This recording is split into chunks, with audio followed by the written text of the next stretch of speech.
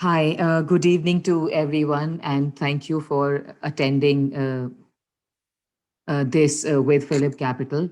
Like Mrinal said, I will be highlighting the Indian economy outlook.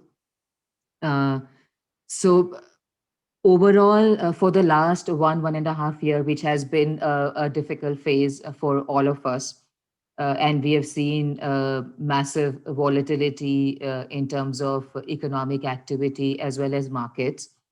Uh, I have spoken with you once earlier, also in the last financial year, when we were turning positive on the Indian economy, and that is where we are even now. So the if as you can see, the heading of this presentation is uh, that recovery from the pandemic has been fairly strong. So that is what we have been highlighting to our clients, as well as to all our desk at Philip Capital, that yes, we have gone through very difficult times. We have seen uh, total lockdown, countrywide lockdown for 2 to 3 months. And during COVID second wave, we have seen states imposing restrictions depending on the impact of the COVID and the contagion. So what we saw this time during second COVID wave is that one, it was not a countrywide lockdown, which has which is definitely offering some support to the economic activity. There were lessons learned from the first COVID wave. The fact that central government did not allow a countrywide lockdown because of the business impact, economic impact that it has on all of us. And therefore, what we saw during second COVID wave is states imposing city level restriction, localized restriction, and it was not even at many states, not even a statewide restriction, barring a few like Maharashtra, Tamil Nadu, which were impacted massively. So, as you can see in this slide, what we saw in FY21, this is for GDP, a contraction of -6%. And this is largely coming because of the major dent that we saw during first half of FY21. And we have seen a reasonable recovery with the latest data that we have, which is for the Q4 FY21. So what we have seen, while I'll touch upon Q4 FY21, because that is the latest quarter and that is the data. That was also the quarter when economic activity, business activity, overall mobility had more or less normalized. So while those data points are not here, but what I would like to highlight is, uh, if we look at GVA, we touched about 4.5 by 5% kind of level for the fourth quarter, which was so overall. Like I said, we have been positive on the economic recovery. We were expecting that second half FY21 for India will be much better than rest of the estimates, and that is how things have played out. So we have for FY21 where our GVA contraction is at -6%. If you see agriculture sector, that continue to do well for the entire financial year, and we expect similar levels to play out even for FY22 and 23. Basically, what we saw in FY21, there was massive support that came from the government in the form of fiscal stimulus for the rural side. Second was that monsoon has been very favorable and supportive, because of which we have overall production being strong. And earlier what we used to see in terms of agriculture was a major volatility, sometime up, sometime down. But for the last, I would say, uh, 4 to 5 years, there is a fair amount of stability. So which is a positive in terms of the income levels of the rural side. Second, if we come to industry, and services. As you can see, it was the services which was impacted the most during COVID time because of the lockdown, because this is the entire services sector is a high contact based sector, because of which a lot of segments like trade, hotels, transportation was impacted. As you can see, for the full year, this is the segment which is impacted the most. There's a contraction of nearing 20%. And, I would just want to highlight that even till the last quarter, this segment has not come in green. So it is still in the negative zone. So that is a problem in that we saw in FY21. In terms of the industrial activity, there has been a major progress till the fourth quarter of FY21. So while this a negative number of minus 6.5% is getting a major contribution because of the lockdown we saw during first quarter of FY21, and it percolated even till second quarter FY21. But in the second half, we have seen this data turning supportive. And like I said, during the last quarter of FY21, we have seen massive, green numbers on the industrial side. One segment which is contributing the most is electricity. This is basically a reflection of how the overall industrial activity is, which we have seen, despite the lockdown, it is almost retaining the momentum that we saw in FY20. And we are expecting this to further build up in the coming year. So we are assuming a 7% growth in 22 and a 5% growth in 23. In terms of manufacturing, contraction of 7% that we saw in 21, we are expecting it to turn to 9% in 22. This was, this could have been even better if there was no second COVID wave. And we are expecting overall the momentum to sustain even for FY23. So overall industrial activity, we are expecting will move up to closer to 8.5 to 9% in 22, and remain strong at 6 to 7% range in FY23. Now touching upon the services side. So if you see this construction segment, so this basically has recovered pretty well in the second half of FY21, getting a lot of boost from the government stimulus. We know that government launched a massive infrastructure spending plan in FY21, and that is what is getting reflected in this data. And because of which we retain our positive expectation for FY22 and 23. In fact, this is one segment which has done pretty well lately, and we expect this to remain very, very buoyant even in the coming years. Now, like I was highlighting, this segment, trade, hotels, transportation, has been impacted the most. Even till now, it remains in the red zone, as in the numbers still are contracting. But as we are expecting, vaccination rollout has been good. We are expecting almost entire Indian population to be vaccinated by the end of this financial year. So we are expecting that this particular sector will see a huge recovery, at least starting second half of FY22, and then this should sustain even in FY23. So if you can see that this is the only sector where we are expecting double-digit growth going in FY23.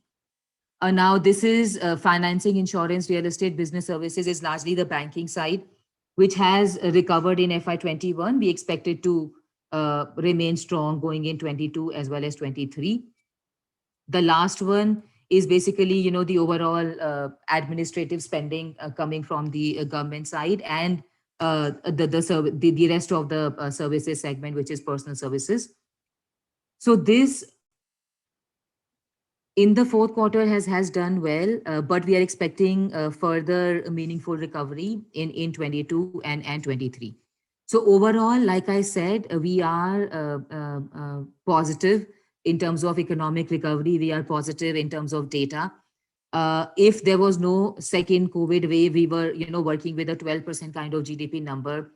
Because of second COVID wave and the lockdown that states had to opt for, we have had to tone down our numbers. Nonetheless, what we have done is we have raised our expectation for FY23. So we were earlier expecting GDP in the range of 5 to 6%, 5.5 to 6.5%. Now we are expecting it to be, somewhere in the range of 6.5 to 7.5%. So that is overall, basically reflecting our optimism on the Indian economy. Second, coming to inflation, which has become, I would say, problematic just with 1 month data for the month of April. So we now have inflation which has inched up to nearing about 6.5%. So we are ourselves very, very surprised with the April inflation data. And we are expecting that this has happened because of the lockdown that states had announced. Now, problem that we are seeing, sorry, this was for the month of May. My mistake. This was for the month of May. So now, overall, when we forecasted our inflation expectation for FY22, we were, and we still are, working with a number of 5 to 5.5%, which is in a comfortable zone for RBI and for us, and implying that RBI will continue to retain accommodative monetary policy, and overall liquidity stance should remain supportive. Now, this was the expectation prior to the data that was reported for the month of May, which, like I said, is almost 1% higher than our expectation. That is, and this, the inflation that we have seen for the month of May is not being led by one specific segment or two specific segment. It's a broad-based inflationary scenario that we saw in the month of May. Now, what can happen from here is, as unlock happens, as overall activity starts, there is a possibility that this reverses. Now, this can only happen if we attribute this rise in core inflation that we are seeing is being led by lockdown. Okay, so if that is the case, if we are able to read this right, in that case, there should be some fading of inflation in the coming months. And even if overall inflation trajectory, inflation numbers for the rest of the financial year move up, but if in the coming months there is some bit of reversal, some bit of contraction in terms of the monthly inflation numbers, we will retain our stance that RBI can continue with the accommodative monetary policy. They can continue to have interest rates unchanged, and which basically will mean that even bond yields may not rise massively from the current level. But like I said, there's a big if, so we are watchful. If just for your information, in case you track this data in future, if we do not see coming monthly inflation waning at least a bit, if not much, in that case, we will be worried about the entire year inflation. As you can see in this chart, WPI is something which has gone totally out of control. It is in the range of 10 to 12%. And this is largely happening because, we were in a negative zone last financial year during this time. But also because there is a massive commodity surge in prices that we have seen, because of which this has gone up. If you look at the CPI line, which is the red line, this is still lower than what we had seen in FY20, as you can see, when we had inflation ranging between 6 to 8%. So from there, it is definitely lower. But yes, it is this month which has become a bit painful. Otherwise, we would have been, like I said, in the range of 5%, which is a very comfortable zone. Just one point to highlight here: WPI, RBI does not actually consider this to be a serious threat. What I'm trying to say here is, from RBI's policy point of view, they largely look at CPI. WPI does not really concern them, because if they were looking at WPI, then this is definitely a cause for concern. So the only respite that we have right now is RBI closely tracks CPI. This is basis which they formulate their policy, and we are hoping that it does not actually go out of control. If you just want to have a look at how CPI components have behaved, so yes, latest concern is also fuel. Food from being at higher level has come down. But again, during the monsoon season, we will see this number also going up. And other numbers so far are in the are stable. But like I said, ye jo this inflation, which is miscellaneous inflation, is inching up. So we will be closely tracking it. Now talking about RBI liquidity and the overall. So the fact that Indian economy has recovered pretty well, we have to owe it to the government and RBI. If they were not offering us supportive policies, be across the board. I mean, RBI has offered massive liquidity support. RBI has offered support to the sectors which were suffering because of COVID through the banking channels. And they have offered support to NBFCs, through NBFCs, to MSMEs, to the rural side. And then additionally, like I said, government has continued to offer fiscal stimulus almost monthly in FY21.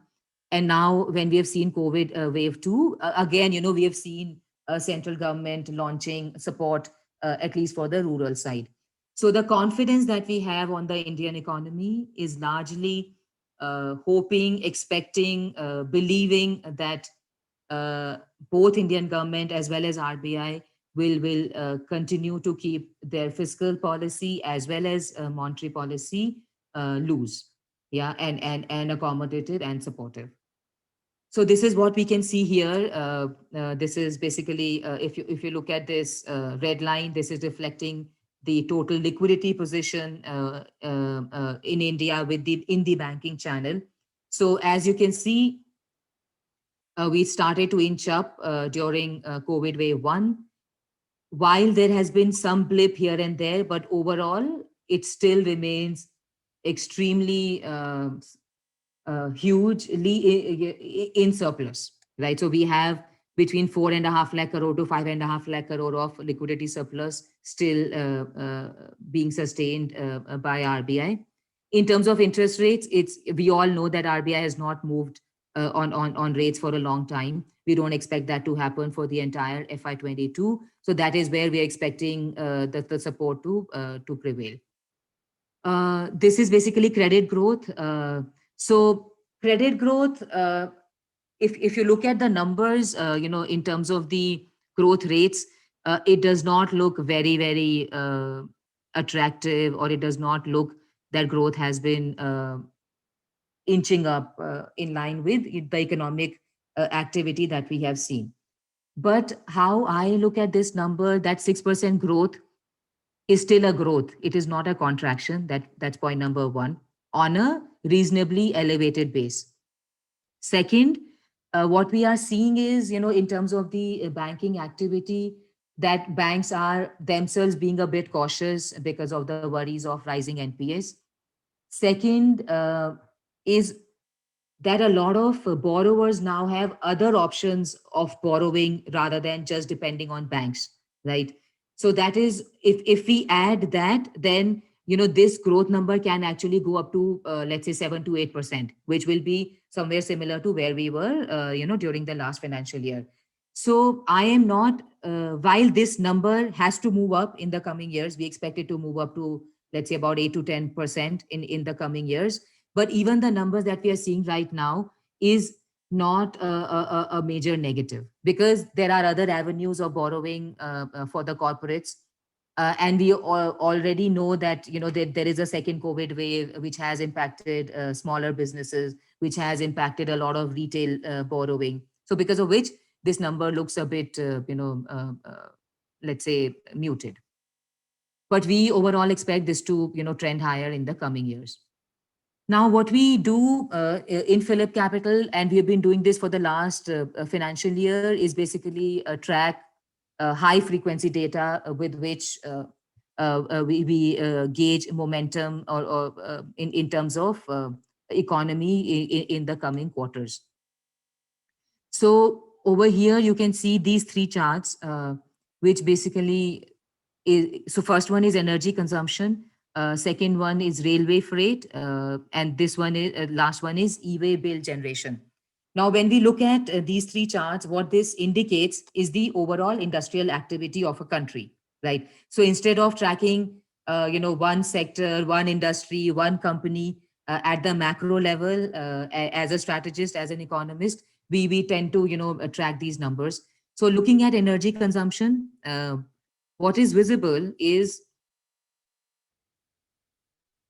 barring beginning of, first quarter of FY21, when there was a lockdown in the entire country, when we saw a major blip, you can see this April was the worst energy consumption. But as you can see, the recovery that we have seen since then has only been inching up, right? So this moved up to September, October. Then there was a slight dip because of the holidays here. It's not that there was a drop, but because of many days of holidays for the manufacturing sector, for the industrial sector, there's a dip. But overall, you can see that we have retained the momentum. We are not only back to pre-COVID levels, we are sometimes, some months even higher, right?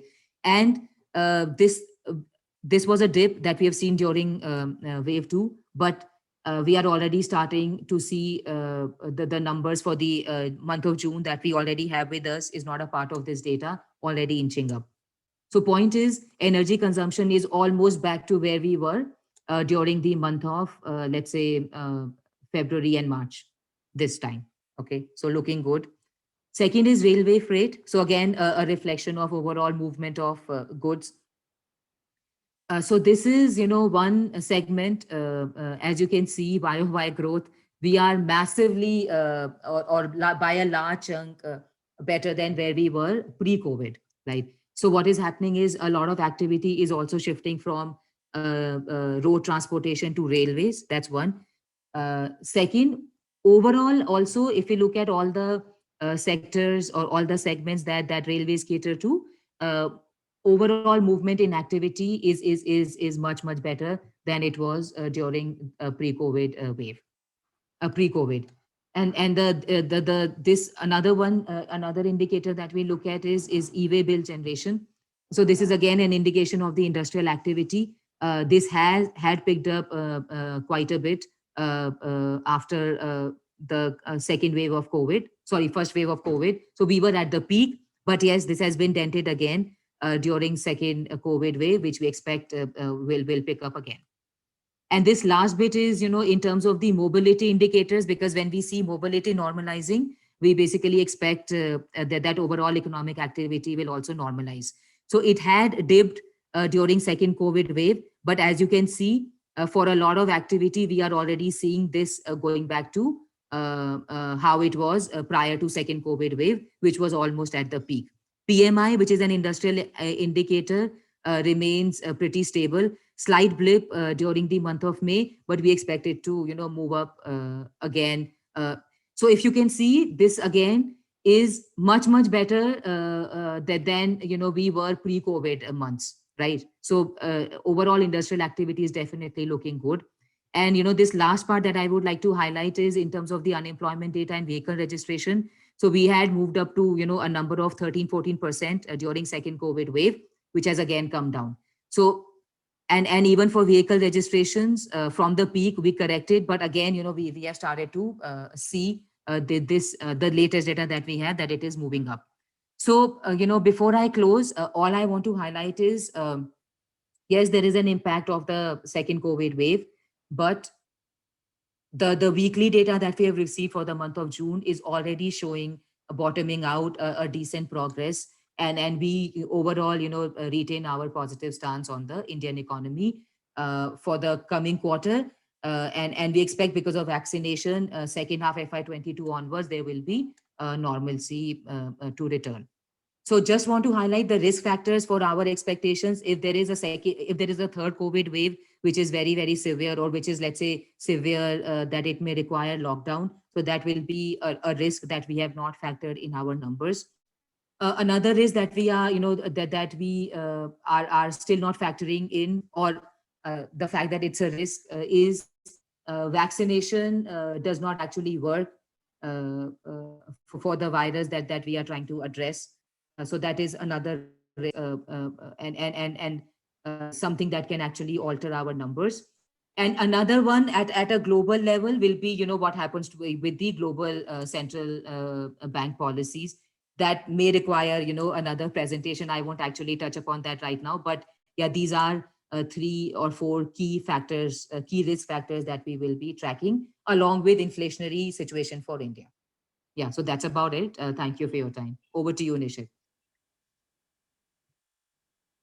Okay, thanks a lot, Anjali. Yeah.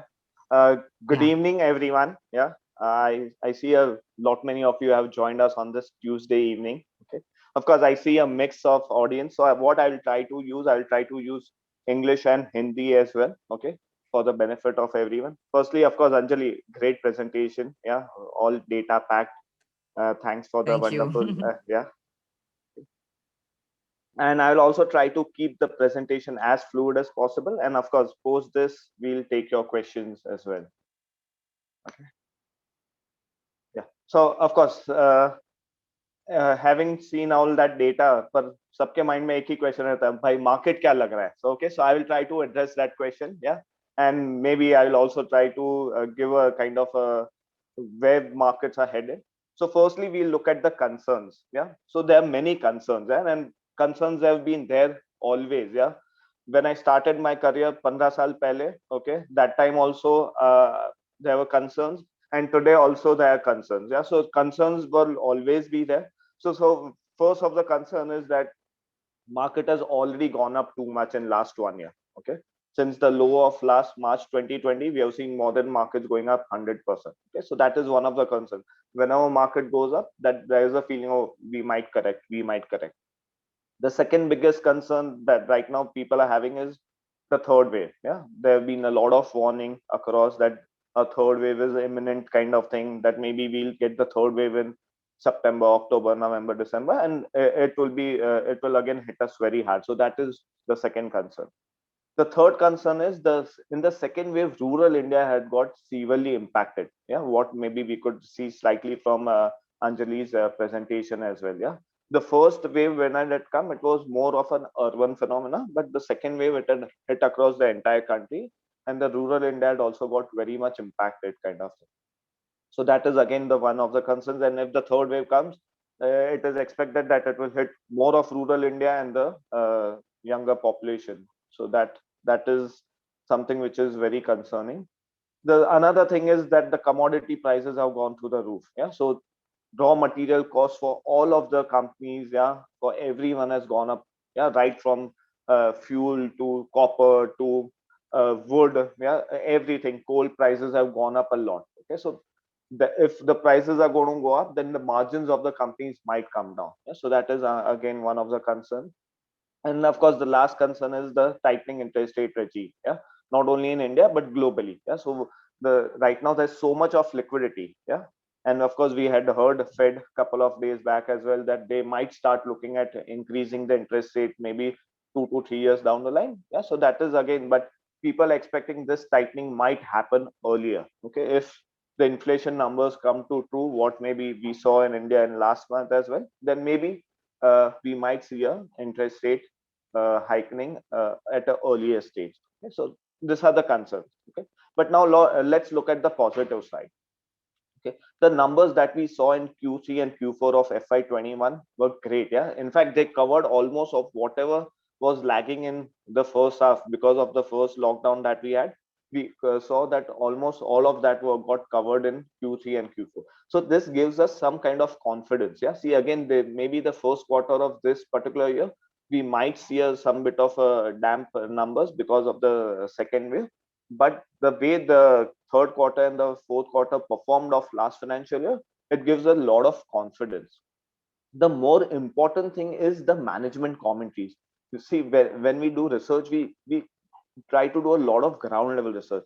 We try to talk to the managements, the ground level people. We are getting quite a good positive feedback from everyone that it's just that economy needs to open up. Yeah, and then we'll see a good uptick kind of thing. Okay, and of course the flows that have been there, apart from the FI flows, the BI flows have also been very strong.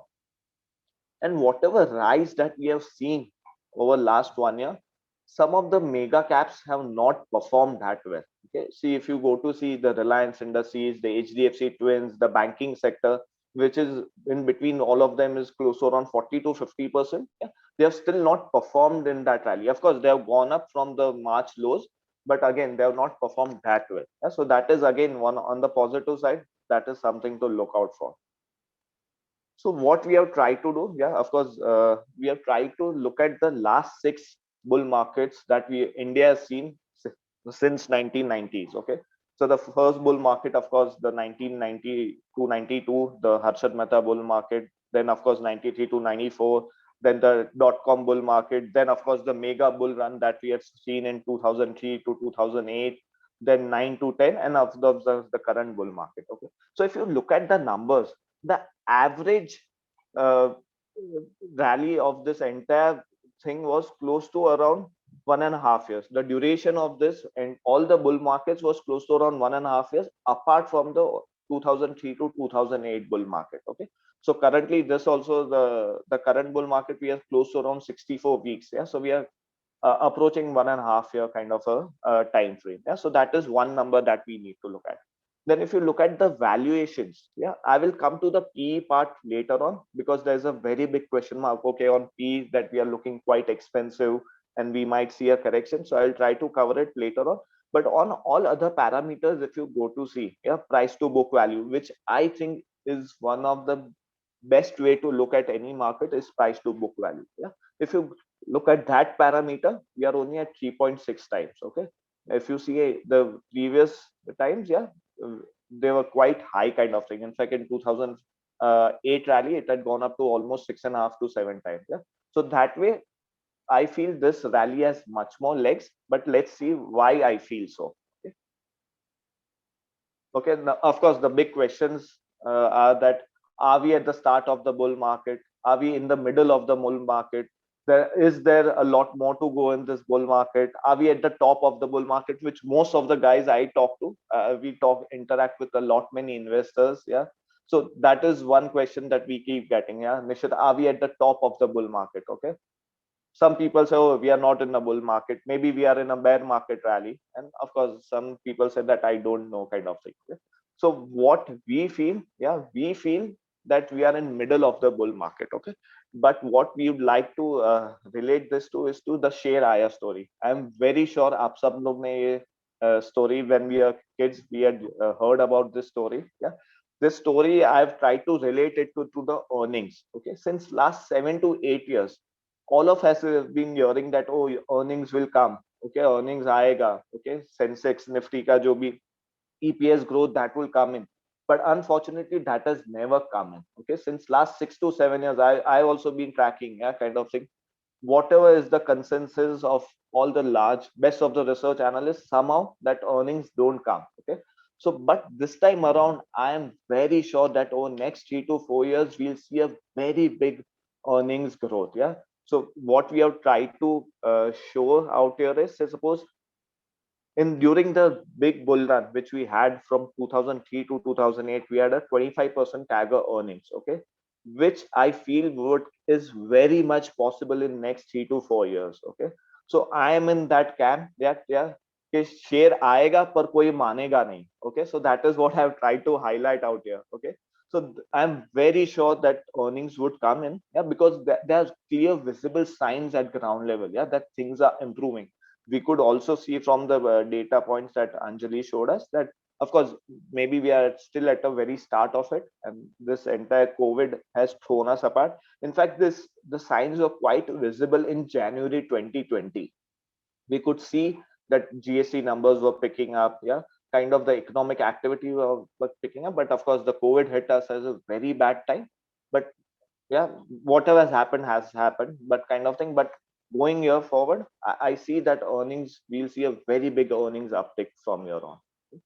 So what you need, okay, for a big bull run. Yeah, and we are of a strong opinion that we will see a similar kind of a bull run what we had seen from 2003 to 2008. So this is going to be a very big bull run. Okay, unlike all other bull runs which lasted only 1.5 to 2 years, this time around we see a very big bull run. So what are the two big ingredients that you need for a big bull run? Okay, one, you need huge flows.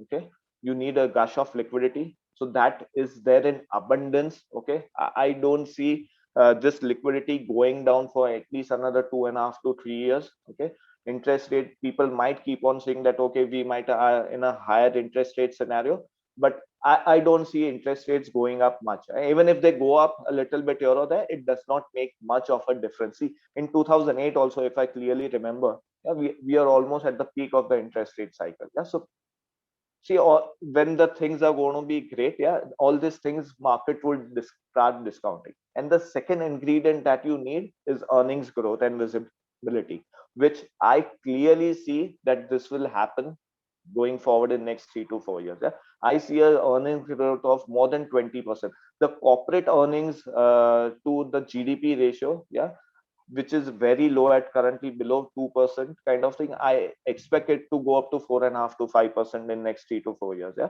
And this will lead to a very big confidence kind of thing. Yeah. So that is one thing. Now, in my previous slide, I also kind of touch base upon that why one does not need to look at only PE multiple. Okay. See, PE multiple is a great kind of indicator, yeah, but that is not the only indicator. And in today's Nifty, if you go to see, the structure is completely changed. For what maybe 10 years ago the constituents of Nifty were there were more commodity plays, there were PSU, yeah, generally which have a lesser PE multiple. They're more of a value stock. If you look at today's Nifty, yeah, we have got HDFC Twins, we have got Aisha, we have got stocks like Nestle, which have a higher P band associated to them. Yeah. So if you herein we are not comparing apples to apples. Okay. So suppose in 2008, yeah, 12 to 15 PE was a buy and a 20 to 25 PE was a sell. Yeah. But today we have not seen those kind of P multiples for last 10 years kind of thing. Even in the correction of last March 2020, we touched the P of what around 15 to 16 times. Yeah. So that way I feel that P is not the only way. There's still a lot of leg room available in this market. If I have to put it into a context, yeah, let me put it in. Have you ever been to a dance party? Okay. See, when you went to a dance party, the the DJ starts playing a music, you enjoy a lot. Okay. In middle, of course, that you maybe there's a little bit of kind of people are tired, yeah. So there's a time. So that is what I might what I we might see out here is maybe we might have a time wise correction, okay, or maybe a little bit of correction here or there, okay. But the last phase, okay, when the DJ says, okay, it's last half an hour or maybe last 5 songs or 10 songs, that is the time people dance with a lot of energy, yeah, and people enjoy a lot. So that is what the phase that we'll see, yeah, that wherein a lot of wealth would be created, okay, over next to 2.5 years. Yeah, so that is, guys, we need to be kind of, though you need to be circumspect, but you also need to be circumspect that you're not sitting a lot of idle cash as well. Okay, now this chart is also very important, okay, because since last 1 year we have not seen any correction. Okay? So today morning I was just trying to think, okay, what had happened during 2005 to 2008 bull market that we had seen. We had seen more than five dips of more than 10%. Yeah, but if you go to see last 1.5 year, we have not even seen 10 to 15% kind of a dip. Yeah, so corrections aayenge, yeah, but we need to be prepared. In fact, in 2006 we had seen a big correction of around 30%. But despite that, yeah, if you had held on to your good quality stocks, you would have done much better. So that is what I want to say. Yeah, that corrections will come. Okay, we might not see a very big correction. See, big corrections, there are completely different reasons. Say something like a 2008, the big correction came in because those were unforeseen circumstances, or maybe March 2020, the correction came in because no one thought that something like a pandemic is going to happen and it is going to wipe away a lot of wealth. Yeah, so all this known risks which are there, yeah, they will lead to some bit of correction, but those corrections won't be very deep. In fact, they will offer you a buying opportunity. So going forward in next maybe 2 to 3 years, we'll see 5%, 10%. Maybe next month or maybe August, September, we might see a 5-10% kind of a correction. But please hold on to your good quality stocks. Okay. Now this again, this next three slides are my favorite slides. Okay. So what I've tried to show out here in the my previous slides, we saw that what happens in a bull phase. Okay. Here, what I've tried to show is what happens in a bear market. Okay. So the first is the peak when we had touched January 2008. Yeah. We had touched what Sensex at that time was around 21,000. So we took almost 3 years to go back to those levels. Again, when we saw the big correction in March, November 10 onwards, again, the Sensex took almost 3 years to bounce back. March 15, again, we took almost 2 years kind of to bounce back. But again, if you're into good quality stocks, yeah, so stock selection is also very important. Okay. It is not only about market share, it is about stock selection. If you're in the right kind of a stocks, yeah, markets going up or down would not make much of a difference. Yeah. So suppose iShares, it took only half a number of days to recover for the markets to recover. Yeah. And in next 5 years, you got an absolute returns of 600% returns. Okay. Bajaj Finance, again, 600% returns. A Page Industry, 700% returns in next 5 years. Yeah. So what is more important rather than looking at the market? The more important factor out there is what kind of stocks that you want are invested into. See, right now, क्या हो रहा है? गधे घोड़े दोनों दौड़ रहे हैं. Yeah. In fact, the bad stocks are going up much more than the good stocks. Yeah? If you would have seen over last 3 to 6 months, the good quality stocks have kind of taken a backseat kind of thing. Okay, they are performing, but not up to that much. Yeah, so I would in fact strongly suggest, strongly advise to you guys, please don't get into penny stocks. Please do your research before we invest into stocks.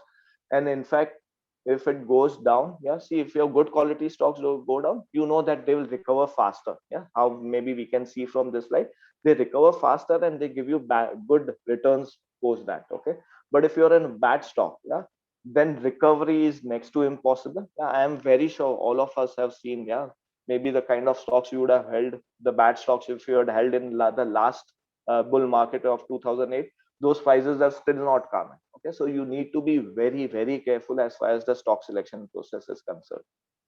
Okay? So why long-term approach? Yeah, see, what we generally tell that you need to stay invested for a long period of time. So let's take an example of HDFC Bank. Over last 10 to 11 years, the stock has seen a correction of more than 20% 4 times. Yeah. And whenever HDFC Bank falls down by 20%, we have seen that other stocks would have fallen down by 30, 40, 50 odd percent. Yeah. But despite that, and I'm repeating it, despite that, if someone would have held on to HDFC Bank for last 10 years, you would have made more than 600% return. Okay. So this is why long-term investment is very much important. Don't try to time the markets. Of course, 2 days back, we also heard the market guru, or maybe the biggest bull, yeah, Rakesh Junjunwal, also talking that he also does not try to time the markets. Yeah. So because none of us are so smart. So that is why if you are invested into good quality stocks, stay invested for a long period of time. But why you also need to constantly keep monitoring your portfolio. Yeah, let's take an example of Punj Lloyd. Okay, it was a darling of the market during that rally. Okay, in fact, people were saying it's the next L&T, yeah, or maybe Reliance Communication. In fact, it has got the sixth highest weightage in the Sensex. Okay, but we have seen the kind of crashes that have happened. Okay, the way they go up, but today this all both the stocks are more than 90-95% down from those levels. Yeah, so that is why stock selection is also very much important. Please don't go by the fashion or the trend. Nishit, abhi, many of my investors clients are saying, Nishit, I've made more money in last 3 months kind of thing. Okay, so I keep telling them, oh great, that's great, but please keep a stop loss. And if the stocks are not good quality, keep a stop loss. Please don't try to average them. Yeah, I've seen so many of my investors, yeah, they have Reliance Communication in their portfolios. The way it started going down from 800 to 500, yeah, they said, Arre Nishit, ye 500 mein to in fact we should buy more. 100 rupees, yeah, Nishit, 800 rupees ka 100 rupiya ho gaya, kind of we should in fact look invest more. Then 10 rupees, Arre Nishit, 10 rupees mein to kya khona hai, we should in fact buy more kind of thing. Yeah? So please, if it's a good stock, then of course you need to average. Yeah, and how you need to come to know if it is a good stock? Managements are great, good quarterly numbers, yeah, clean balance sheet, yeah, that is what indicates a good stock. Yeah, so please guys, avoid chasing penny stocks or bad stocks in this market, yeah, because one small correction comes out, your entire profits would get wiped off. Yeah, so that is what I would like to end this presentation with. Yeah, and then of course we can open up for Q&A sessions. Yeah, and yeah, and please read the disclaimer. Yeah, if I've made any forward looking statements, yeah, there's no guarantee of assurance of any of returns in any of Philip Capital products. Yeah, so you need to do your research before you invest. Yeah. Thank you, Nishit, for the presentation. So we do have multiple queries in the Q&A box. So if you can answer, or and some of the queries which Anjali can take it up, which is related to the economic front. Okay. Okay, so the first question I would like to take it up. Someone has asked, valuation of mid caps and small cap is of great concerns to retail investors. Is this irrationally high valuation due to lack of options? I would disagree. Okay, see, of course, we have seen mid and small caps doing very well over last 3 to 4 months. But again, the theme needs to be, you need to stay invested into good stocks. If it's a good quality mid cap, yeah, it can, tomorrow it can be the next large cap stock. Okay, so that way I don't see a lot of froth. Yeah, see, as you could see from my presentation, there might be corrections. Okay, wherein this good stocks also might come down. But again, if you're strong hands, you need to hold on to them, and maybe if possible add, but only add good stocks. Yeah, that's why I would again reiterate that.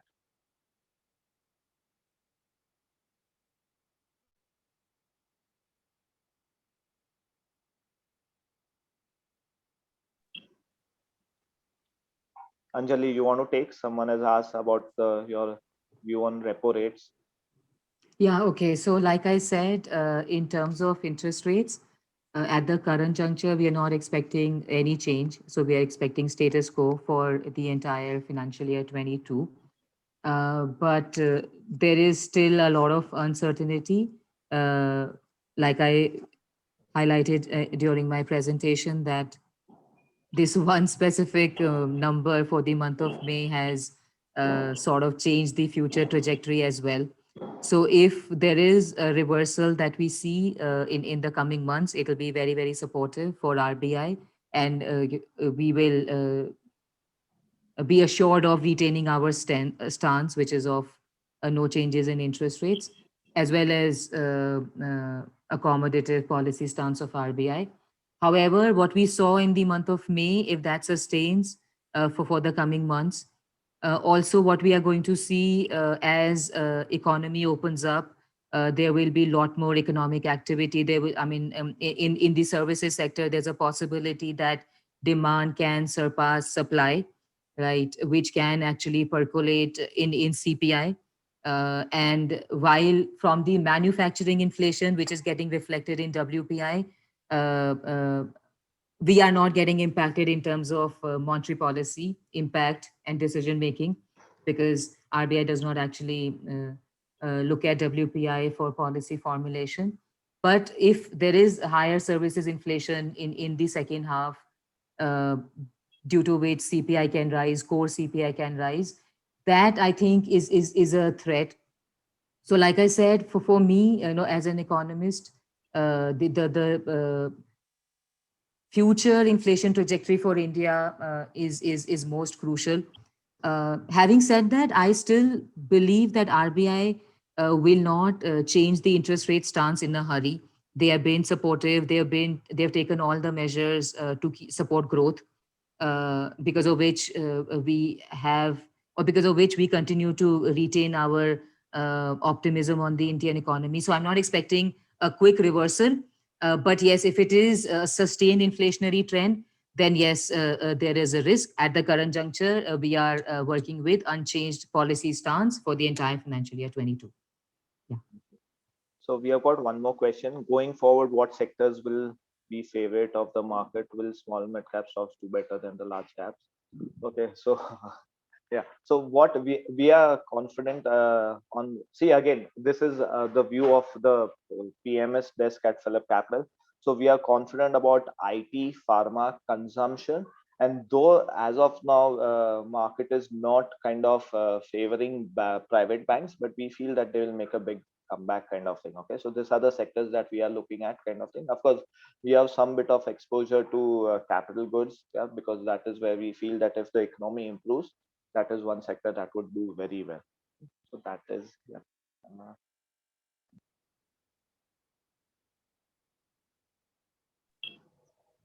Anjali, you want to take up this question? The current inflation is from primary articles. Okay, again, see, on inflation, it is right now it's being largely led by commodities and supply side challenges. So if we look at WPI as well as CPI, uh, these are the and of course, how can I forget is oil. So these are the key factors which are attributing to inflation. RBI is of the view that most of the inflationary trends that we are seeing right now is not demand led, right? Basically, what they are saying is abhi bhi growth is pretty weak, right? तो उस हिसाब से it cannot be demand led inflation. Uh, my sense is that it's a mix of both. While there are supply side issues, like which I highlighted, somewhere the fact that just consumer durables, may we are seeing earlier there used to be discounts which have evaporated in FY21. Similarly, I'm expecting can happen for the services sector. All along, services sector has done pretty badly because suffering because of the COVID. But आगे जाके as economic activity normalizes, services में demand बढ़ सकता है. उसकी वजह से अभी बहुत सारा services offer, discounts, all that can evaporate. So my sense is that even now it's a combination of demand and supply led inflation. Going ahead, uh, only some of the supply side issues can be addressed. The others, which is related to, let's say, Brent and the spike that we have seen on the metals, on other commodities, are here to stay. That's one. And second, it's also becoming demand led now, right? Jesse, Brent was nearing about 60, 65 until we had confidence that there is a global economic revival, right? जैसे ही हमने देखा है global growth has started to move up to 6-7% US का growth है, तो उसके हिसाब से it's also becoming a demand led inflation, and same is going to happen in India. तो अभी जो inflation है, like I said, it's one can largely attribute it to supply side and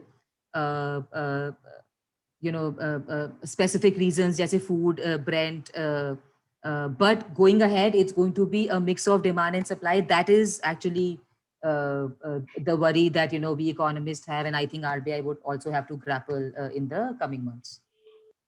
Yeah. Okay. So someone has asked us what has been the reason for the companies performing well. Is it cost cutting or there has been a real growth? So yeah, see, some of this margins improvement has been because of the cost cutting. But what is happening, and this is one trend that I've been watching since, in fact, the pre-COVID levels, is that what is happening, the bigger companies are getting bigger. Yeah. So what a formal sector is gaining a lot of market share from the informal sector. Yeah. Because of the GST, because of various rules, and of course, because of this COVID, a lot many of smaller and mid-sized guys, unfortunately, of course it's very unfortunate thing, they've got crashed. Yeah. And the large guys are going larger. So I was just talking to one of the CFOs. So he was telling me, Nishit, I am, as a CFO of a company, I'm very happy because our revenue has gone up by 30-40%. But as a countryman, I'm very kind of depressed. So I asked him why you are saying like that. That Nishit, my revenue has gone up by 50%, but I have recruited only 10 new guys. Yeah, because my entire factory is automated. Yeah? But I have gained this market share from a lot of smaller and mid-sized guys, yeah, who operate within that same radius. Yeah, they don't they are more of a manual. Yeah, so they used to have a lot of manual labor and everything. Maybe there around close on 500 to 1,000 people have lost job out there. Okay, but I've only recruited maybe 5 or 10 people kind of thing. Yeah? So that is what is going to happen. Yeah, the big guys are going to go bigger, and that is why a lot of when I said that we'll see a lot of corporate earnings to your GDP ratio going up back to levels that we had seen in maybe in 2010. I see a lot of these guys doing very well kind of thing. Yeah? So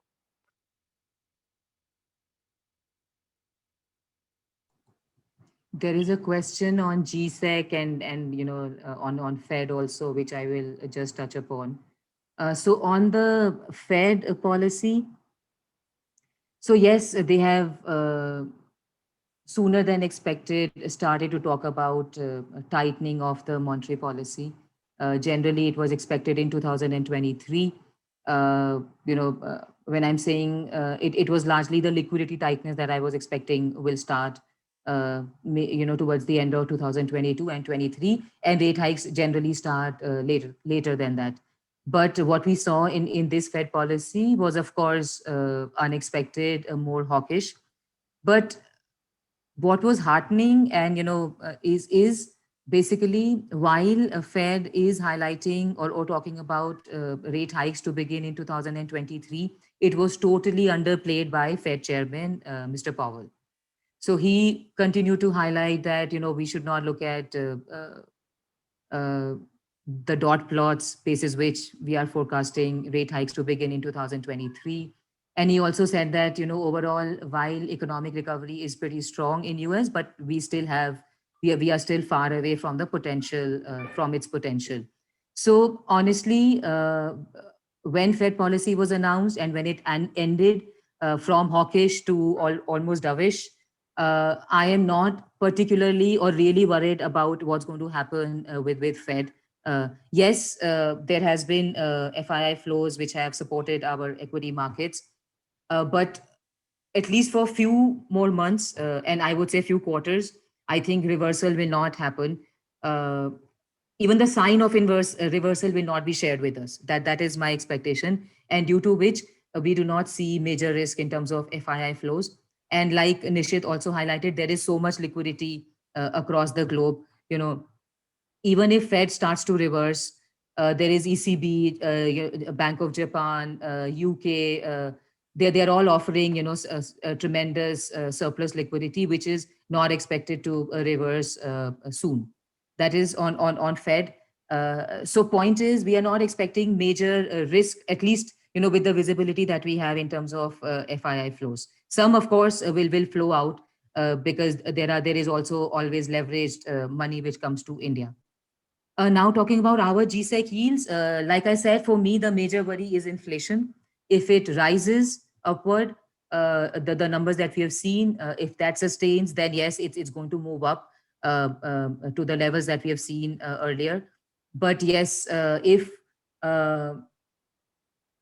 it sort of reverses to where we were, I mean, जो हमारा expectation है of 5 to 5.5%, in that case, we do not see major risk on Indian bond yields, basis the visibility that we have. Yeah. okay, so I'll mix two of the questions. What are the future disruptive business ideas floating in current markets? And IT sector is penetrating in almost all businesses, so vertical. So I'll yeah. So see, of course, the last 1.5 year has disrupted a lot of businesses. New businesses have evolved. So I'm very much sure that there are many new opportunities that will arise in future as well. Yeah. But yeah, IT, pharma, these are the two sectors that the very good opportunities which have come up in last 1.5 years, and we expect them to do quite well going forward. Yeah. So I'm very sure. And someone has also asked about will we achieve 5 trillion economy? I'm super confident that we'll achieve. I don't know in which year. Yeah, but maybe in our lifetime for sure. Yeah, and yeah, that is see, India is the place to be in. Yeah, over next 3 to 5 years, yeah, great amount of money would be generated. Yeah, a great amount of wealth can be generated from Indian stock markets. Yeah, I'm very sure about it, and I will strongly advise everyone to stay. If you're into good quality stocks, you'll make a lot of money. Kind of. I absolutely agree with you, Nishit. This is the place to be. Yeah. in terms of investment, in terms of economic growth, in terms of businesses. And, the changes that we have seen in the last 1.5 year, led by the government, RBI. I mean, they are willing to listen to every concern that investors have, businesses have, and willing to offer all kind of support. So,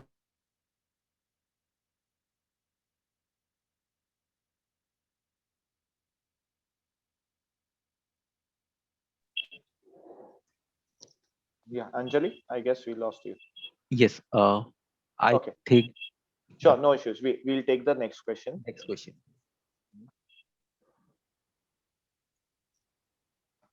Yes, Nishit. So you can Yeah, take the next. yeah. Okay, I'm just trying to.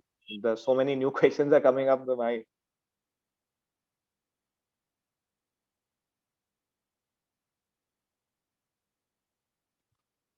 okay, same. So I'm avoiding stock specific questions because I can't answer those. Yeah, so I'm avoiding. So someone has asked about mid and small cap future. Again, super confident that mid and small caps we'll see a. See, it is only after 2018 crash. It is only recently that the mid and small caps have kind of recovered from that correction. Yeah. So a lot of, as I was telling earlier, a lot of new opportunities have arisen, new stocks. Yeah, so a great, yeah. So supremely confident about mid and small caps as well. PSU banks, we should invest. See, again, I would like to avoid a stock specific kind of yeah. But we at Philip Capital PMS, we generally prefer private banks over PSUs.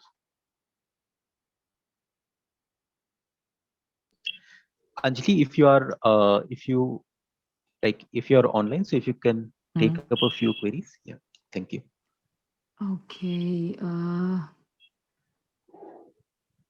Okay, so there is a question on Indian currency. So we were seeing USD INR appreciating because of the flows that were coming to India, and second, because of the strong fundamentals that India is witnessing and registering. Now, after the reversal of the Fed policy, or at least the talk of the reversal of the Fed policy, we are seeing that dollar index has started to strengthen, versus which INR has started to weaken. But even prior to this policy, the range for USD INR for FY22 that we were working with is between 72 to 75.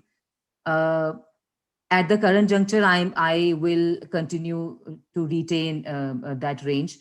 What may happen is the strength that we were seeing earlier, wherein rupee had almost reached 72, and also was getting a lot of support from DXY. That could take some more time, or that may be the best that we have seen. We may not strengthen beyond that, because of the dollar, which has started to strengthen, right? But that said, we are comfortable with the currency range of 72 to 75. We are not expecting a major weakness in USD INR with the information and the visibility that we have. Anjali, there's a specific question for you. Which asset class classically grows in a case of an inflationary environment? Why BFSI is not performed? Maybe that is not. Yeah, but which asset classes in case of an inflationary environment? See, generally it is gold, which is a hedge to inflation, and what we yeah. So largely that, but if you look at what's happening currently, there's also a risk of excessive liquidity reducing from the system, and that's the reason in the near term, for about a few months, we are seeing mixed reaction across asset classes. Uh, but yeah, in the problem for us, for India, will be, if we are back to inflationary scenario, is that interest rate. I mean, the muted interest rate scenario of 6% 10-year that we are seeing is a large ray of hope, right? It has been the case for last 1.5 year. It has definitely propelled a lot of borrowing. If that starts to move up, matlab agar if it goes back to, let's say, a 7% kind of level, so then we are losing the shine, or it may take us a little longer for the economy to move up to the up the ladder or up the way that we are expecting. So the point that I'm trying to make is yield जो muted है इस time पे, that is a reasonable support. RBI has made effort to keep it at that level. अगर वहां से yields 6.5 के आसपास तक भी it's manageable, 640, 650. But yes, if worst case scenario we move back to 7% kind of level, so that is a definitive negative from the economic projections and the expectation that we have. तो वो एक major risk होता है which has a broad based impact in terms of businesses, borrowing, leverage trades, leveraged investment. So overall, honestly, अगर inflation scenario होता है तो कुछ ज़्यादा except I think markets which say people say that हम अगर nominal GDP देखते हैं and उसके हिसाब से earnings start to do well and therefore markets do well, but honestly I'm not very confident about that because I think equations are actually changing, depending on how much of leveraged investment is there in equities. So point is, low inflation is good.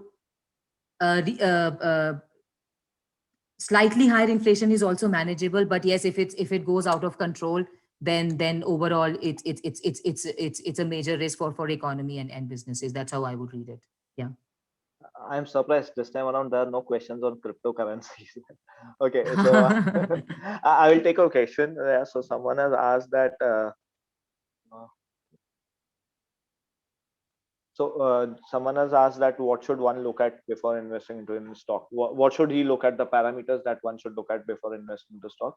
Yeah, so great question. Yeah, so management quality plays a very important role. Yeah, see if the charts I had shown you, yeah, the way HDFC Bank or a Punj Lloyd, if the management quality is good, the things will always bounce back. The second thing that you also need to look at, yeah, management is great, okay, but ये stock में आगे जाके growth है कि नहीं? Okay, in next 2 to 3 years, if there is no growth, yeah, that stock would not do well. In fact, PD rating होएगा वो stock का है. So that is the second thing that one needs to look at. And third thing is the valuation. Yeah, that you need to buy it at a reasonable kind of a valuation. Yeah? So that is one about the stock selection that we follow at Philip Capital PMS.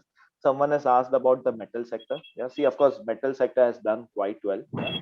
And I still see a lot of steam left in it. But what happens with all the cyclical stocks is that you need to get two decisions right. Yeah, one, you need to get your entry price right. Second, you also need to get your exit price right. Yeah, if you are wrong with any one of your decisions, then you're back to square one. Okay, so that's why generally in our PMS we avoid taking cyclical bets in the portfolio. Yeah, so we'll just take 2 or 3 more questions because we are running out of time. So I think one question which Nishit can select and one Anjali can select, and so there are multiple questions which I can see on the Q&A box as well as in the chat box, which is about stocks and sector views. So yes, those specific stocks views cannot be taken on this forum, but please get in touch with your relationship manager. For the stocks which we cover, we will be able to give you the latest reports on the stocks we are covering, as well as the sector updates which we also share with our clients. So for this, please do get in touch with your relationship manager. So I just request Nishit and Anjali to take 1 or 2 last queries, and it was a very wonderful presentation which you both have given, as well as the queries, the way you both have handled right from the economy, not only India but also about the view on the Fed, as well as regarding mid caps and small caps, and also some of the good pointers with respect to looking at the trajectory of inflation or the interest rate, and what are the risks, is also something which you have highlighted quite promptly with respect to market trading at all times highs. So I'll request Nishit and Anjali to please take 1 or 2 more questions. Thank you. Anjali, you want to go first? Okay, so there is a question on vaccination and third COVID wave, etc., etc. So of course, it's impossible to take a call. Will there be a third COVID wave? We are not experts. We have no scientific reasons to even be able to do that. But I mean, we also have spoken with a few virologists and epidemiologists. So their expectation, again, I'm highlighting their expectation. I mean, we are not the one who are forecasting this, but their expectation is that vaccination or vaccine is the only response to the virus.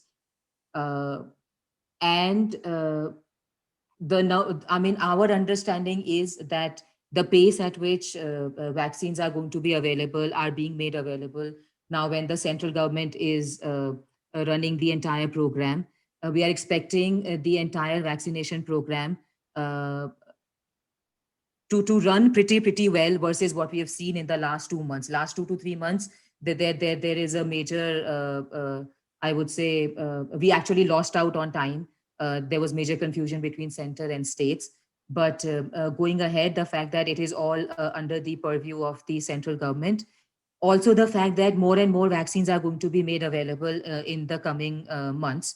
We are working with the expectation that a mass chunk of our population will be inoculated within FY21, FY22, sorry, wherein Indian government is actually guiding towards the end of this calendar year, right? So if our expectation is right, not yeah, and if whatever guidance that Indian government has given is plays out as highlighted by the government, so in that case we will expect a lot of normalcy to return in the coming quarters. And of course, here we are not expecting a very severe future COVID waves. Okay, that's also the, like I had highlighted earlier also. If let's say there is a third COVID wave, it is if it is uh, as severe as second COVID wave or worse than second COVID wave, then yes, there will be incremental impact on the overall economy, all the projections that I highlighted, and similarly for the for equities. Okay. Yeah. So Yeah. I would like to end in a different way rather than taking a query. Yeah. So what I would like, yeah. So what I would suggest everyone, yeah, please get a your vaccination, the jabs, and but at the same time, we all of us need also a positive kind of a jab. Yeah. We need to believe in the India story. I am of the strong opinion a lot of wealth would be created in next 3 4 years. Yeah. Of course, we'll get our corrections 10%, 15%. Yeah, but we all of us need to believe in that. So we all of us we need also that positive kind of a jab. Yeah, so yeah, guys, please stay safe, stay healthy, and please invest in India's story. Yeah, over to you, Mranal. Thank you, Nishit. Thank you, Anjali.